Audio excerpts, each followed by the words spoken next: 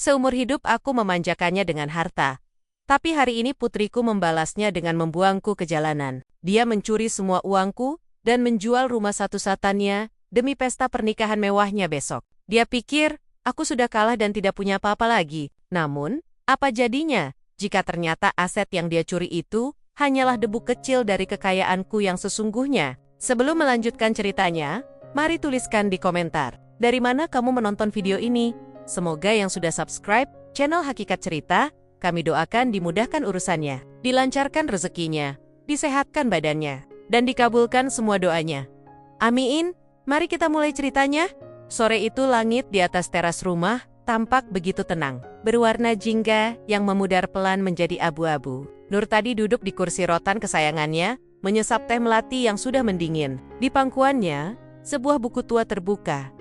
Namun pikirannya sedang melayang pada masa pensiunnya yang damai. Kedamaian itu pecah seketika saat ponsel di atas meja kayu di sampingnya bergetar hebat. Nama Ariska muncul di layar, putri tunggalnya yang sudah sebulan ini jarang memberi kabar. Nur tadi tersenyum kecil, mengira ini adalah telepon rindu dari anak yang dia besarkan dengan penuh limpahan harta. Begitu tombol hijau digeser, bukan sapaan hangat yang dia terima. Suara Ariska terdengar tajam, tanpa basa-basi, dan penuh dengan nada kemenangan yang aneh. Ariska memberitahu ayahnya bahwa besok dia akan menikah dengan lelaki pilihannya. Namun, berita pernikahan itu hanyalah pembuka dari badai yang sesungguhnya. Dengan nada dingin yang seolah menyayat kulit, Ariska mengaku bahwa dia telah memindahkan seluruh saldo dari rekening pribadi Nur tadi ke akun miliknya. Tak berhenti di sana, Ariska juga mengatakan bahwa sertifikat rumah yang sedang diduduki Nur tadi sudah berpindah tangan dan terjual seminggu yang lalu. Nur tadi terdiam, membiarkan kalimat-kalimat itu menggantung di udara. Dadanya terasa sesak, bukan karena kehilangan uang atau rumah, melainkan karena kenyataan bahwa darah dagingnya sendiri mampu merancang skenario sekejam ini. Ariska bahkan tidak bertanya di mana ayahnya akan tidur besok malam. Baginya, Nur tadi hanyalah brankas tua yang sudah habis isinya dan layak dibuang. Putrinya itu menutup telepon dengan tawa kecil yang terdengar, seperti suara kaca pecah di telinga Nur tadi. Setelah sambungan terputus, Nur tadi tidak meledak marah. Dia tidak membanting ponselnya atau berteriak memaki langit. Dia justru meletakkan ponsel itu kembali ke meja dengan tangan yang sangat stabil. Pria tua itu menarik napas panjang, merasakan udara sore masuk ke paru-parunya yang mulai menua. Dia menatap taman depan rumah yang selama puluhan tahun dia rawat dengan kasih sayang. Dalam hatinya, ada rasa perih yang mendalam, sebuah kekecewaan yang tak terlukiskan oleh kata-kata. Namun, di balik mata yang mulai berkaca-kaca itu, ada sebuah rahasia besar yang tersimpan rapat. Ariska mengira dia telah mengambil segalanya dari ayahnya. Dia merasa telah memenangkan permainan ini dengan cara yang paling kotor. Namun, anak itu lupa satu hal penting tentang siapa ayahnya. Sebenarnya, sebelum dia memutuskan untuk menjadi pria tua yang tampak lemah di kursi rotan, Nur tadi bangkit berdiri, melangkah masuk ke dalam rumah yang secara teknis bukan lagi miliknya. Dia menuju sebuah ruangan kerja kecil di sudut belakang, membuka laci meja yang tersembunyi, dan mengambil sebuah kunci kecil berwarna perak. Jika Ariska ingin bermain dengan api, maka Nur tadi akan membiarkan putrinya itu terbakar oleh api yang dia nyalakan sendiri. Nur tadi melangkah pelan menyusuri koridor rumah yang selama puluhan tahun menjadi saksi bisu tumbuh kembang Ariska. Setiap sudut ruangan ini terasa asing seketika, seolah dinding-dindingnya ikut berbisik, menertawakan kenaifannya sebagai seorang ayah. Dia berhenti di depan sebuah lukisan keluarga yang besar, menatap wajah Ariska yang tersenyum manis saat wisuda 5 tahun lalu. Di balik senyum itu, Nur tadi baru menyadari ada ambisi yang haus dan dingin. Sesuatu yang luput dari pengamatannya karena tertutup oleh rasa sayang yang buta. Langkah kakinya membawa pria tua itu ke ruang kerja. Pribadinya yang pengap oleh aroma kertas tua dan kayu jati. Dia menyalakan lampu meja yang berpijar kuning temaram. Lalu jemarinya yang mulai bergetar karena usia meraih sebuah laptop tipis dari laci yang terkunci ganda. Ariska mengira dia telah menguras habis tabungan masa tua ayahnya yang tersimpan di rekening bank umum yang biasa mereka gunakan untuk keperluan sehari-hari. Putrinya itu merasa menang karena engke angka di buku tabungan tersebut kini telah berpindah sepenuhnya, menyisakan saldo minimal yang bahkan tidak cukup untuk membeli makan malam yang layak. Namun, Ariska tidak pernah tahu bahwa ayahnya adalah seorang arsitek keuangan yang jauh lebih cerdik dari bayangannya. Nurtadi membuka sebuah situs web terenkripsi yang hanya bisa diakses dengan serangkaian sandi, rumit, dan pemindaian sidik jari. Di layar itu, terpampang deretan angka yang jauh lebih besar, aset-aset digital, dan investasi luar negeri yang tidak pernah tercatat di bank domestik manapun. Rekening yang dikuras Ariska hanyalah uang receh yang sengaja Nurtadi siapkan sebagai umpan jika suatu saat ada niat buruk yang mendekat. Meski dia tak pernah menyangka bahwa pelakunya adalah darah dagingnya sendiri. Pria tua itu menyandarkan punggungnya ke kursi kerja, menatap lenggit-lenggit dengan tatapan kosong yang dalam. Dia mengingat betapa rapinya cara Ariska memalsukan tanda tangannya untuk pengalihan aset rumah ini. Pasti ada seseorang di belakangnya, seorang ahli hukum, atau mungkin kekasih gelap yang memberi instruksi jahat itu. Nurtadi tidak merasa miskin, dia justru merasa bebas. Pengkhianatan ini telah memutus rantai emosional yang selama ini membelenggunya untuk terus memanjakan Ariska yang tak pernah tahu diri. Sambil menghela napas panjang, Nurtadi meraih telepon genggamnya kembali. Dia tidak menelepon Ariska untuk memohon atau memaki, melainkan menghubungi seorang pria bernama Baskoro, orang kepercayaannya yang sudah lama pensiun dari dunia hitam. Suara Baskoro di ujung telepon terdengar berat dan penuh hormat. Saat Nurtadi memberikan instruksi singkat, namun mematikan. Dia meminta Baskoro untuk memantau siapa pembeli rumahnya, dan kemana aliran uang yang dicuri Ariska itu pergi. Nurtadi ingin melihat sejauh mana putrinya akan merayakan kemenangan palsu ini sebelum semuanya runtuh menjadi debu. Malam semakin larut, namun kantuk enggan menyapa Nurtadi yang kini duduk di tepi ranjangnya yang luas. Pikirannya melayang mundur ke 20 tahun yang lalu, saat Ariska masih kecil dan sering berlari menghampirinya dengan tawarannya setiap kali dia pulang kerja. Saat itu, Nurtadi berjanji dalam hati bahwa putrinya tidak boleh merasakan kerasnya hidup seperti yang pernah dia alami di masa muda. Dia memberikan segalanya, mulai dari mainan termahal hingga pendidikan terbaik di luar negeri, tanpa pernah mengajarkan arti kerja keras dan empati. Nurtadi teringat saat Ariska remaja menangis histeris hanya karena tidak mendapatkan tas bermerek yang sedang tren saat itu. Bukannya memberi pengertian, Nurtadi justru segera membelikannya, hanya agar melihat senyum di wajah cantik putrinya kembali merekah. Dia menyadari sekarang bahwa setiap kemudahan yang dia berikan adalah batu bata yang menyusun dinding keangkuhan Ariska. Dia telah membesarkan seorang putri yang memandang kasih sayang sebagai komoditas, dan memandang ayahnya tak lebih dari sekadar mesin anjungan tunai mandiri yang bisa dibuang. Setelah rusak, rasa sakit itu menjalar kembali saat Nurtadi mengingat momen setahun lalu. Ketika Ariska mulai mengenalkan seorang pria bernama Randy, pria itu tampak terlalu sempurna, terlalu sopan, dan terlalu tertarik pada bisnis keluarga Nurtadi. Nurtadi sebenarnya sudah memiliki firasat buruk, namun lagi-lagi rasa sayangnya pada Ariska membungkam nalar sehatnya. Dia membiarkan Randy masuk ke dalam lingkaran keluarga, membiarkan pria itu mengatur beberapa urusan administratif yang ternyata menjadi pintu masuk untuk rencana busuk yang mereka jalankan sekarang.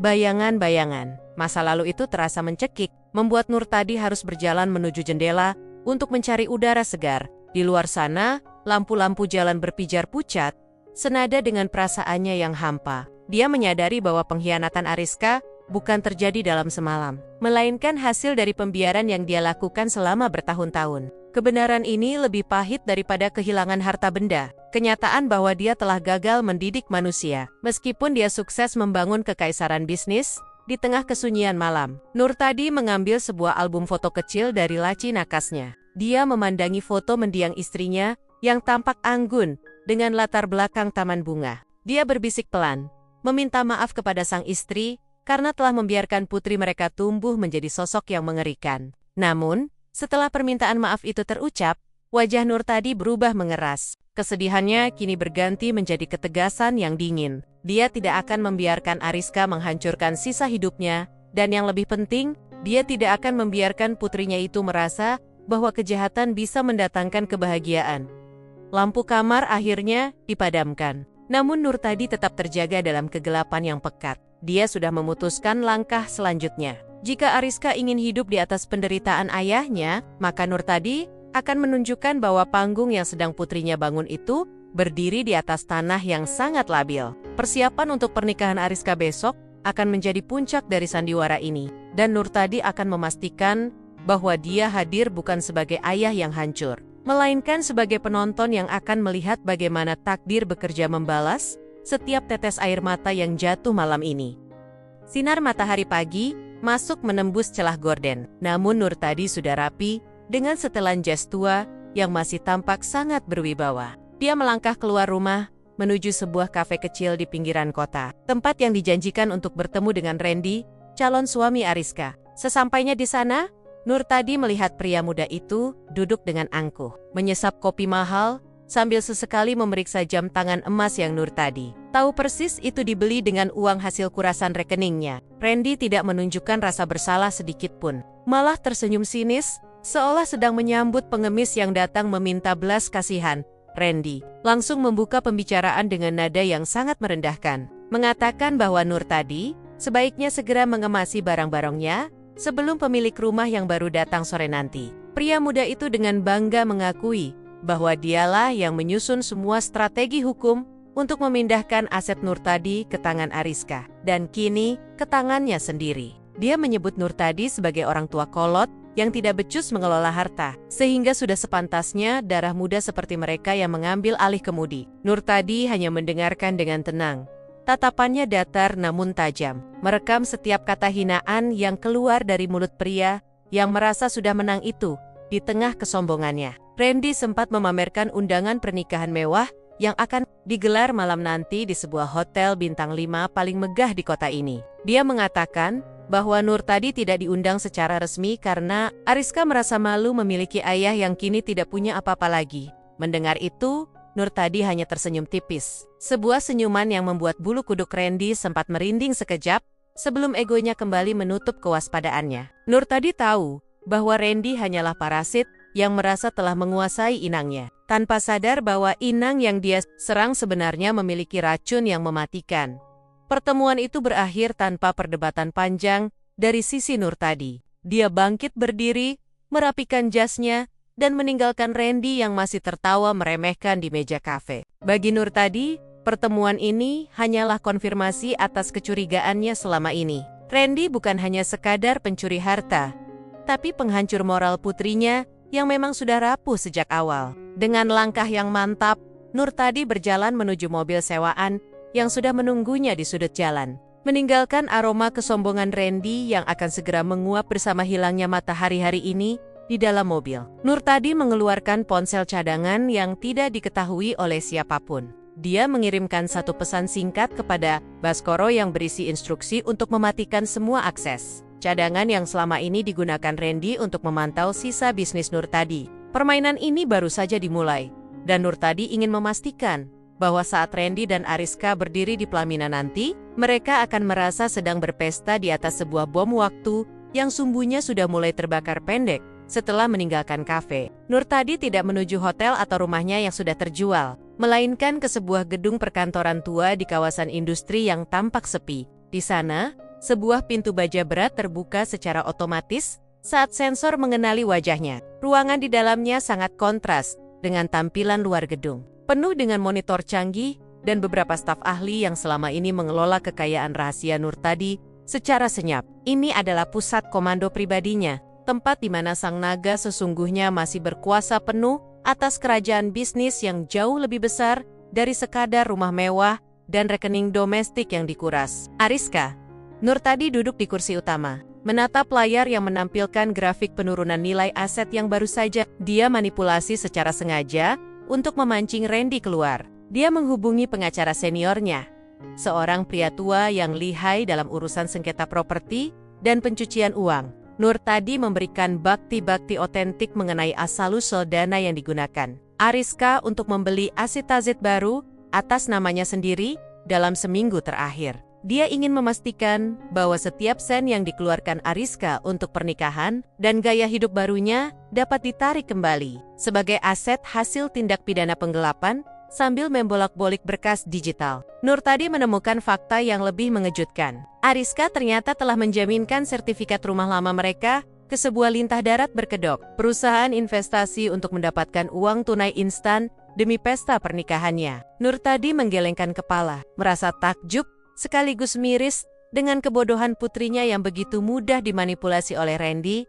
tanpa membuang waktu. Nurtadi memerintahkan timnya untuk membeli surat utang tersebut melalui perusahaan cangkang, sehingga secara teknis, dialah yang kini menjadi pemegang hak atas yuteng-yuteng Ariska yang menumpuk.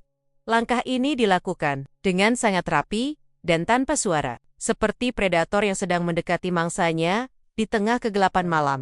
Nurtadi juga menginstruksikan manajer hotel tempat pernikahan Ariska akan dilangsungkan untuk tidak membatalkan apapun, namun meminta mereka menyiapkan tagihan tambahan yang akan ditagihkan tepat saat acara berakhir. Dia ingin pesta itu berjalan sesempurna mungkin agar kejatuhan Ariska nantinya terasa dari ketinggian yang paling maksimal. Nurtadi tidak lagi merasa sebagai ayah yang dikhianati, melainkan sebagai seorang pengajar yang sedang memberikan pelajaran hidup paling keras kepada murid yang paling keras kepala. Sore itu, Nurtadi kembali ke hotel tempat dia menginap sementara, menatap pemandangan kota dari jendela lantai 30. Dia memegang sebuah amplop hitam berisi detail akun bank di Swiss dan kepemilikan saham di beberapa perusahaan multinasional yang nilainya cukup untuk membeli 10 rumah mewah seperti yang baru saja dijual Ariska. Putrinya mengira telah menguras sumur, padahal dia hanya mengambil 1 ember air dari samudra yang luas. Nurtadi menarik napas dalam, merasakan ketenangan yang dingin menyelimuti hatinya. Sebelum besok dia akan melangkah ke babak terakhir dari drama yang melelahkan ini. Lampu gantung kristal di aula utama Hotel Bintang 5 itu berpendar mewah, memantulkan cahaya ke ribuan kelopak bunga mawar putih yang menghiasi setiap sudut ruangan. Ariska berdiri di depan cermin besar, mengenakan gaun pengantin bertahtakan berlian, imitasi yang tampak sangat megah, hasil dari uang yang dia kuras dari rekening ayahnya. Di sampingnya, Randy tersenyum lebar dengan setelan tuxedo yang sangat pas di tubuhnya. Sesekali membetulkan jam tangan emas yang dia banggakan. Mereka merasa telah mencapai puncak dunia. Berdiri di atas reruntuhan hidup Nurtadi, yang mereka kira sudah hancur tak bersisa. Pesta dimulai dengan denting gelas, sampanye, dan musik orkestra yang mendayu lembut, menyambut para tamu undangan dari kalangan elit yang Ariska paksa hadir demi pengakuan sosial. Di tengah keriuhan itu, pintu besar aula terbuka, dan sosok Nurtadi melangkah masuk dengan sangat tenang. Dia tidak mengenakan pakaian lusuh seperti pengemis, melainkan setelan jas hitam buatan penjahit terbaik yang selama ini dia simpan di brankas rahasia. Kehadirannya membuat langkah Ariska terhenti sejenak. Wajahnya memucat karena terkejut melihat ayahnya tampak begitu berwibawa. Jauh dari kesan pria tua yang malang, Nurtadi berjalan perlahan melewati deretan meja tamu. Tatapannya tetap lurus ke depan, tanpa ada kemarahan yang meluap-luap. Beberapa rekan bisnis selama Nurtadi yang hadir di sana segera berdiri dan menyapa dengan hormat. Sebuah pemandangan yang membuat Randy merasa sangat terusik. Ariska menghampiri ayahnya dengan langkah tergesa, berbisik tajam agar Nurtadi segera pergi sebelum dia memanggil petugas keamanan untuk mengusirnya. Namun, Nurtadi hanya tersenyum tipis. Sebuah senyuman yang menyimpan ribuan makna tersembunyi yang tidak mampu dibaca oleh putrinya yang sedang dibutakan oleh keserakahan. Alih-alih pergi, Nurtadi justru mengambil sebuah gelas minuman dan berdiri di sudut ruangan, memperhatikan bagaimana Ariska dan Randy berdansa di tengah lantai panggung. Dia melihat kebahagiaan palsu yang dibangun dari hasil pengkhianatan. Sebuah istana pasir yang sedang menunggu ombak besar datang menghantam. Nurtadi tahu bahwa setiap tawa yang keluar dari mulut Ariska malam ini akan menjadi utang yang harus dibayar dengan air mata seumur hidupnya. Dia membiarkan pesta itu mencapai puncaknya, membiarkan mereka merasa menjadi raja dan ratu. Semalam sebelum fajar menyingsing membawa kebenaran yang pahit, suasana semakin meriah saat Randy memberikan pidato kemenangan, menyindir tentang pentingnya meninggalkan masa lalu yang lamban untuk menyongsong masa depan yang progresif. Nurtadi tetap diam. Tangannya meraba ponsel di saku jasnya, mengirimkan satu sinyal terakhir kepada tim hukumnya yang sudah bersiaga di lobi hotel. Waktu seolah melambat bagi Nurtadi saat dia melihat jam besar di dinding aula menunjukkan pukul 9 malam tepat. Ini adalah saat yang dia nantikan, saat di mana tirai sandiwara ini harus ditutup dengan sebuah kejutan yang tidak akan pernah dilupakan oleh siapapun yang hadir di ruangan itu.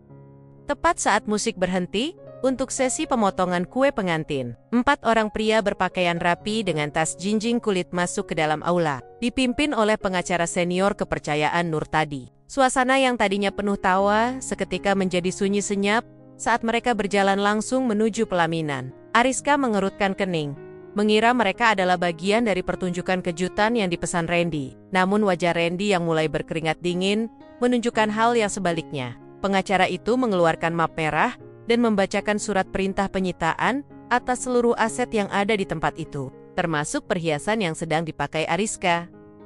Suara pengacara itu menggema di seluruh ruangan, menjelaskan bahwa rumah yang dijual Ariska secara ilegal telah dibeli kembali oleh perusahaan konsorsium yang dipimpin oleh Nurtadi sendiri.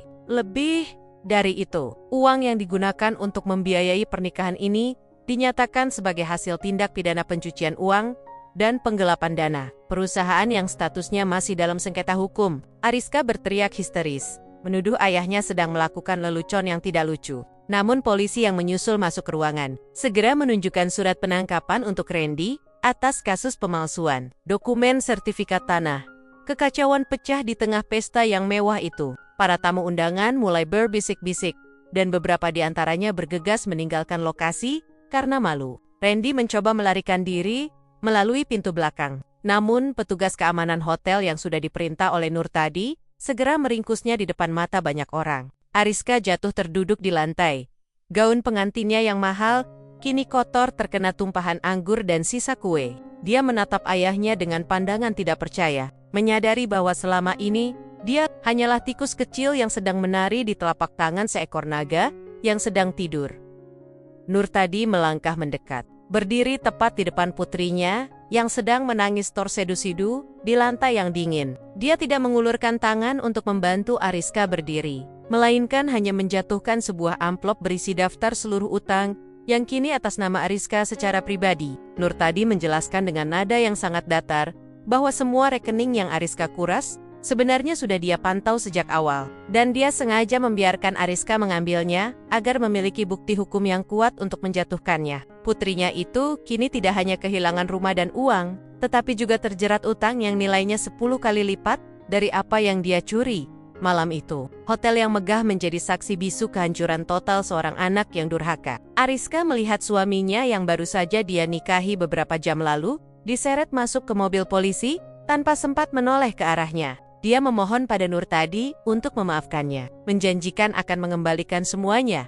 Namun Nurtadi hanya memalingkan wajah. Pria tua itu berjalan keluar dari aula tanpa menoleh ke belakang sedikit pun, meninggalkan Ariska yang terus meraung memanggil namanya di tengah kerumunan orang yang menatapnya dengan rasa jijik. Istana pasir itu telah runtuh sepenuhnya, menyisakan puing-puing penyesalan yang tidak akan pernah bisa diperbaiki lagi.